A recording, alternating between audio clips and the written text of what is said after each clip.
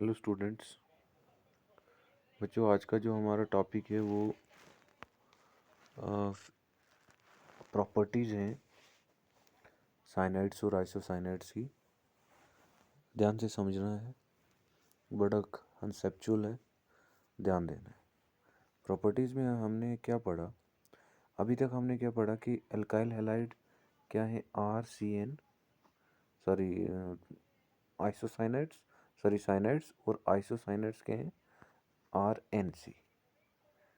ठीक है, ये अल्काइल साइनाइड्स हैं और ये अल्काइल आइसोसाइनाइड्स हैं। और ये निकले कहाँ से?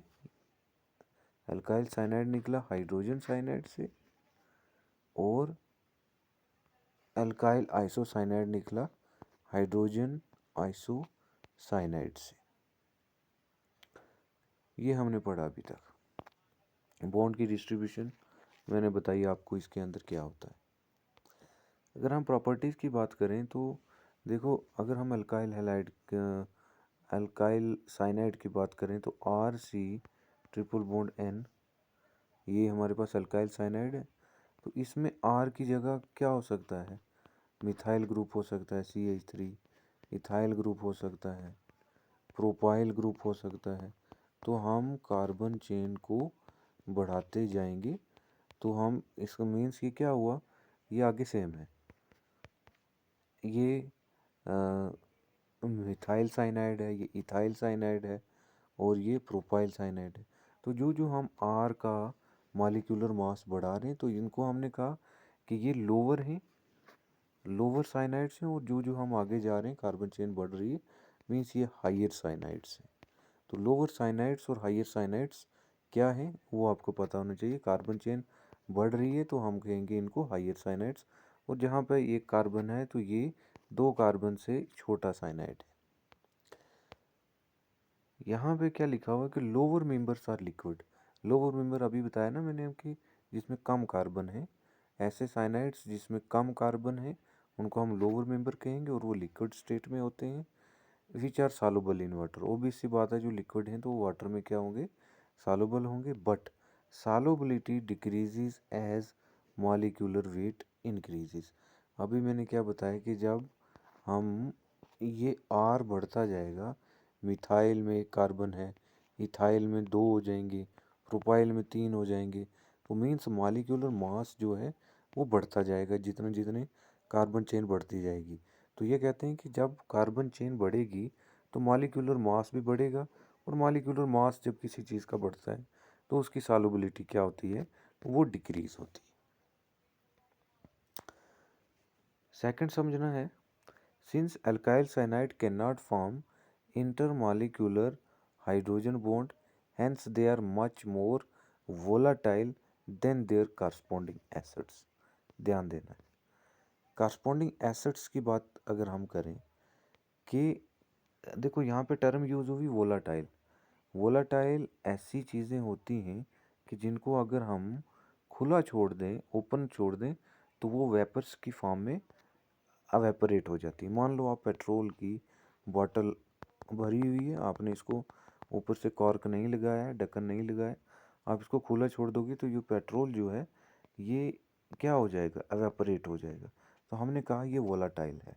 इसी के कंपैरिजन में अगर हम एक वाटर की बोतल है, उसको खुला भी छोड़ देंगे तो वो उतनी की उतनी रहेगी। क्यों? क्योंकि वो क्या है? Non volatile. तो जो चीज़ खुद ब खुद अवेपरेट हो जाती है वो वोलाटाइल है, और जो नहीं होती वो नॉन वोलाटाइल है। अब ध्यान देना, ये कह रहा है कि अल्काइल साइनाइड जो है वो कॉरस्पॉन्डिंग हाइड्रोजन साइनाइड से, मान लो HCN है, ये हाइड्रोजन साइनाइड का एसिड है। इसी से हमने क्या कहा? RCN, ये हाइड्रोजन साइनाइड है, ये अल्काइल साइनाइड है। ये इसी से निकला ना, हाइड्रोजन को हमने रिप्लेस किया R से।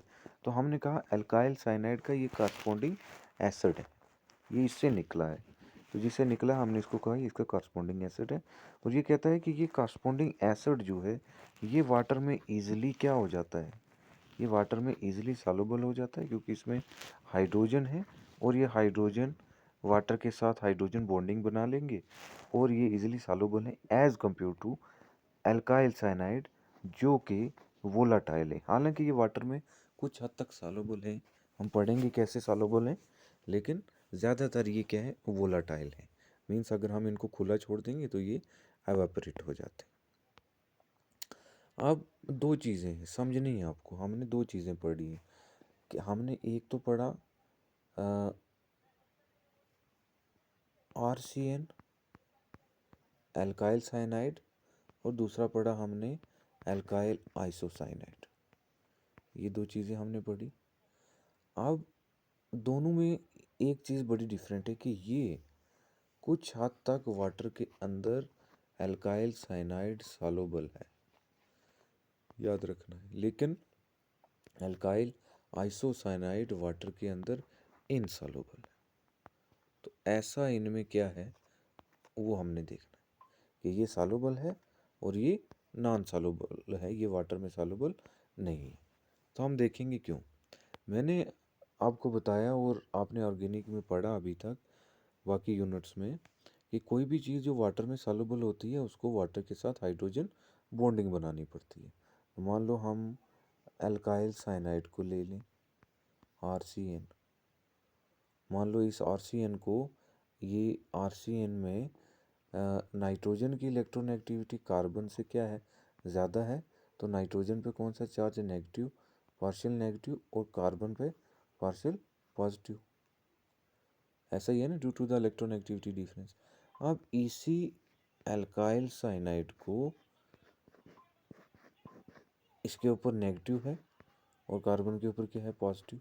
इसको जब हम वाटर के अंदर डालेंगे तो वाटर क्या है, H2O। ये है आपका H2O। तो H2O में हमने आज तक क्या पढ़ा कि वाटर की इलेक्ट्रोनेगेटिविटी ज़्यादा है तो पार्शियल, ऑक्सीजन की इलेक्ट्रोनेगेटिविटी ज़्यादा है तो पार्शियल नेगेटिव, हाइड्रोजन पे पार्शियल पॉजिटिव। ठीक है, तो अब हाइड्रोजन पे पॉजिटिव है और नाइट्रोजन पे नेगेटिव है, तो नाइट्रोजन और हाइड्रोजन के बीच में बॉन्ड बन रहा है due to the opposite charge. Nitrogen पे नेगेटिव, हाइड्रोजन पे पॉजिटिव। तो ये वाला बॉन्ड जो है ये हाइड्रोजन के साथ बन रहा है, तो हमने इसको क्या कहा, हाइड्रोजन बॉन्डिंग कहा। ठीक है, और हाइड्रोजन किसके साथ, वाटर के हाइड्रोजन के साथ बॉन्ड बन रहा है।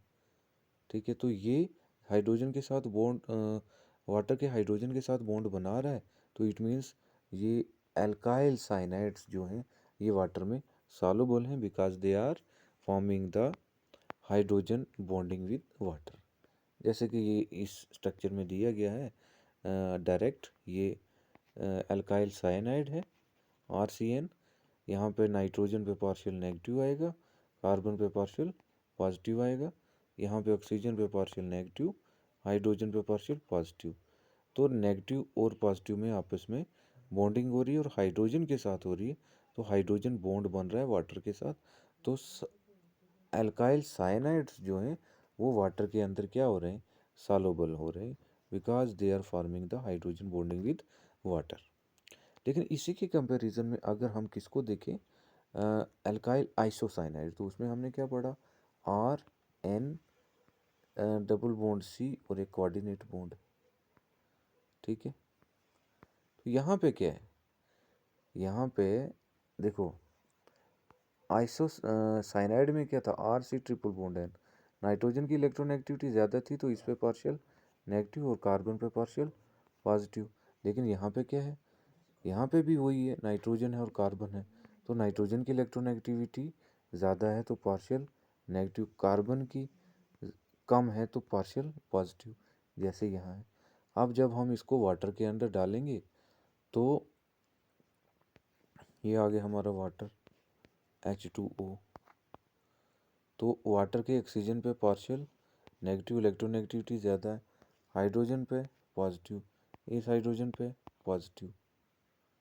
ठीक है, तो यहाँ पे टर्मिनेशन पे ये कार्बन है तो कार्बन पे पॉजिटिव है, ऑक्सीजन पे नेगेटिव है। पॉजिटिव नेगेटिव में बॉन्डिंग तो होगी लेकिन हाइड्रोजन नहीं है।